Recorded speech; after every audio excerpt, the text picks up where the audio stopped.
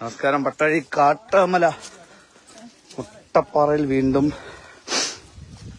എത്രത്തോളം അത് വിജയിക്കാൻ സാധിക്കും എന്നൊന്നും ഇപ്പോഴും അറിയത്തില്ല. എന്തായാലും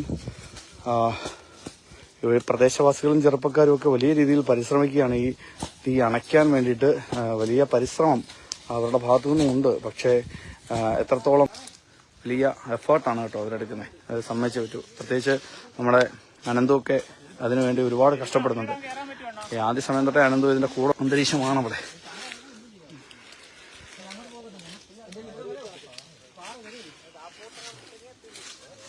അങ്ങോട്ടൊന്നും ചെയ്യാൻ പറ്റത്തില്ല അല്ലേ?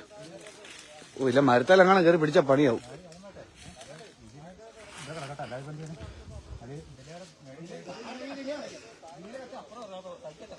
ഇത് അതാ തീ താഴോട്ടിറങ്ങാ.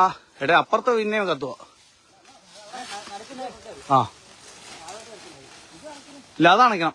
അത് ആ സംഭവം